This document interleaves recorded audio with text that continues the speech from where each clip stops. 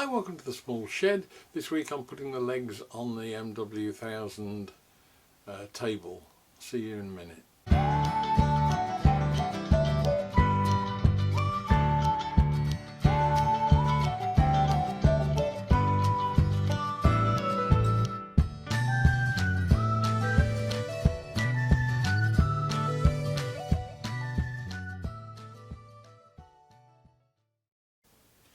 Now I want to take a quick look at how and what leg arrangements I'm going to make. Now the logical thing to do would be to use some more of this 4040 material on some sort of hinge arrangement.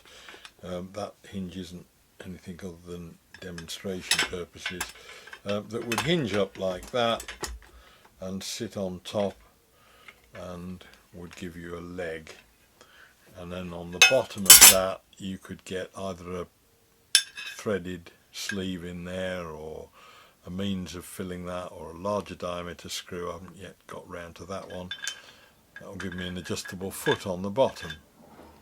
Now that's, as I say, the logical way of doing it. It doesn't look that elegant to me. It's a bit, I don't know, it seems a bit heavy in terms of shape, certainly heavy in terms of weight. Two more lengths of that, nearly a metre long, and it just didn't seem a particularly elegant solution. So then I started looking around at camera tripods and the like. I've got a monopod that I never use that's got adjustable feet. That would fit in and do the same sort of arrangement. The only problem with that is, again, it's a little bit clunky and heavy with the adjustment, but you can get other ones that aren't quite so heavy. But if you're going to work to the rated 100 kilograms that this bench is supposed to support, putting that much end weight on one of these legs actually is possible they will slip, some of them. So that's a bit of a lottery as to whether that would work or not. So that then took me on to a look around the garage, see what else I'd got, and I came up with some light box tripods that I'd got which weren't used anymore, and I started to take all this apart, and that gave me a core rail of the right length. That would do me in length. I bought some aluminium billet, can't find it at the moment. There it is, 16mm in diameter. That would fit in the end, give me a bit of strength in there. That can be drilled and tapped and put the leg in, so you'd still have an adjustable foot. And then at the other end I was then struggling for a means of fixing it and hinging it, and that's where time comes in, and you spend a lot of time looking at things on eBay and the internet. That leg is not hugely strong, I don't think, in itself. I think it's an alloy. It's not very thick walled, but also within the sliding part of the tripod were a couple of other pieces. So my thought process was to start and effectively epoxy resin the sleeves around that one, which would give me something which was a lot more substantial in diameter, weight. It's not too heavy, but it's certainly a lot more usable. And then all that left me was the hinge, which again, trying to attach something to a round tube that's got a hinge wasn't going to work very well. And then I found these. These are supports, hinges for folding beds. And what they do, they've got a ratchet on them so that you can fold them flat, but then they go up at an angle and lock in position, and then you just take them the other way slightly, and then they are free then to go back flat. And one of those screwed to the underneath of the table on each side would give me something that will fold back but will also fold up at right angles. And the beauty of these is that that is 16mm, which is the same size as my internal tube. The only problem I've got with this is that the mechanism is perfect, but as ever with anything that's been produced to a price, the execution's a little bit poor, and there's a little, well, quite a lot of sideways slop in the actual hinge. And although this will be a pair of these legs and I would probably cross brace them with another piece, I'm not entirely convinced that that is what I want in a table that's got to support machinery and tools and working and things like that. It's possible that slot can be taken out, but I'm not. You could rebuild perhaps that centre part or squash them. I might take them to Minish Heads and just crush them in a vise, because the problem is the width of that outer part. Try and squash it in a vise, that might do it.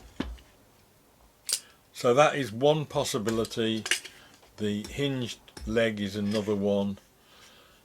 But then I've just realised that what the Festool one looks like is a round tube that bends round at the bottom and then back up at the other side, and it has like a plastic foot on each corner. I've just realised that I have been walking past exactly that for the last 6 months. Now, when we had the grandchildren, we bought a high chair for them to sit in when they came to stay, and they've now outgrown that, and this has been sitting in the conservatory now for about 6 months. And when you look at it, apart from the fact that it's too wide, it is almost identical to the Festool leg arrangement. Now, this thing is no use to us anymore, so rather than send it to landfill, it was bought second hand anyway, what I might do is try cutting it in the middle at the bottom and finding an insert or filing an insert in aluminium or something, and then rivet it either side or bolt it either side to narrow it down, and reuse that if the length is right. So that's the next thing to check. Now I need about 850mm from top to toe. There is the possibility, I think, of being able, because this is steel, I'm sure that at some point, not too far inboard, I could always drill and put the feet in as well, which would extend it. But that from the hinge pin to the bottom is 840. So I think I might at least pursue that one. So let's take this in the workshop and strip it down a bit. So that's the basic componentry that I've salvaged. I've got two effectively bottom part leg pieces with little spring together connectors on them. They're slightly too wide, as I said, I mentioned it earlier. They will need cutting in the middle and joining, sectioning down so that they fit within that space. But that would work. And then I've got a pair of these. I've got the other two options to fall back on if I want to. If anybody's making their own, it gives you some ideas. But we'll see how we get on with this one.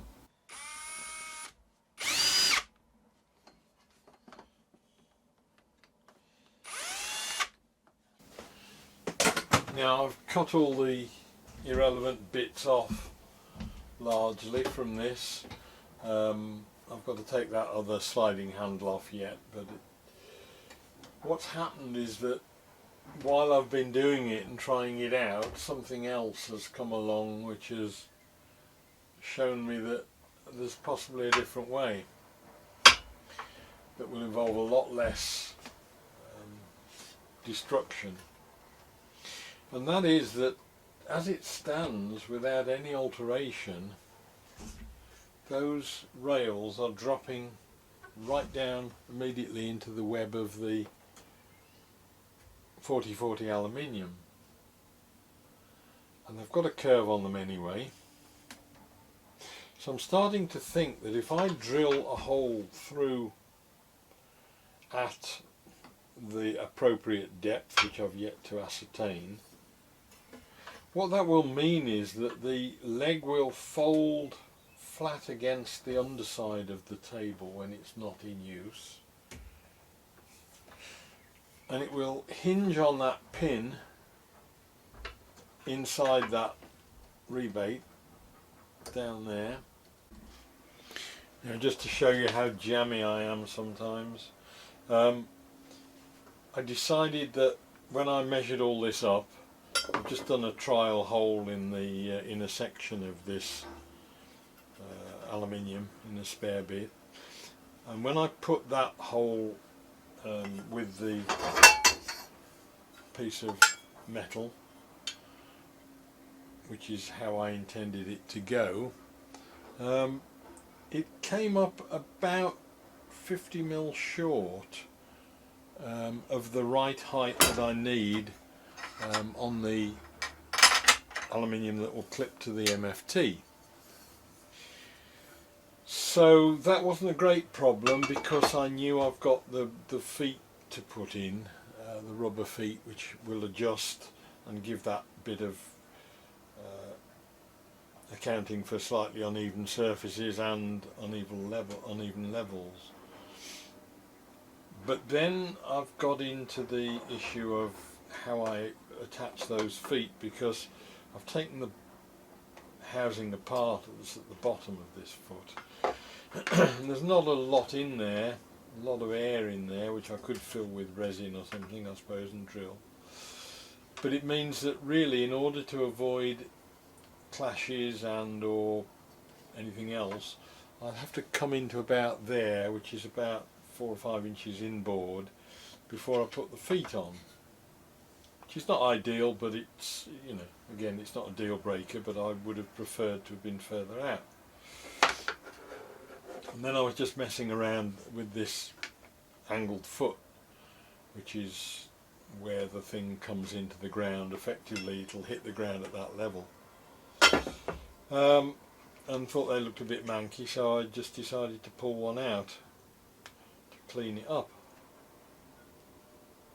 And what I find inside came out much more easy the first time.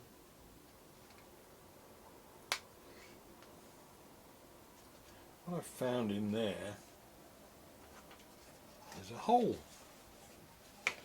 which is at the right angle, in the right place, as far out as it can be,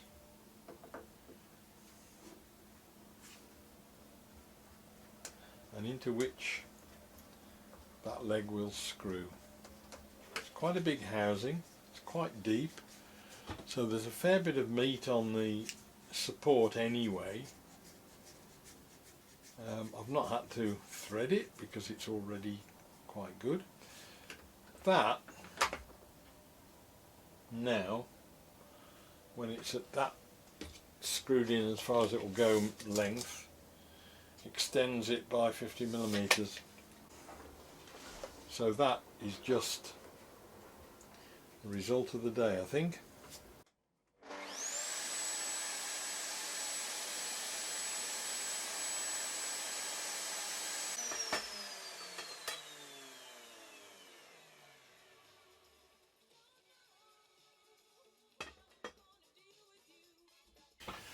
Well, I'm more than happy with today's progress. I routed out those slots, but this is just more than I could have ever expected. What I've got now is a pair of legs that hinge down. They go slightly over centre, so they're at an angle backwards and will give rigidity. I've got feet on the bottom that adjust. Well, that's finished the table altogether now, I think, apart from a bit of minor detailing. Next week we'll wrap all the bits of final finishing up, and I'll put the whole thing together, take it out in the real world and see how we get on with it. So I look forward to seeing you then. Bye!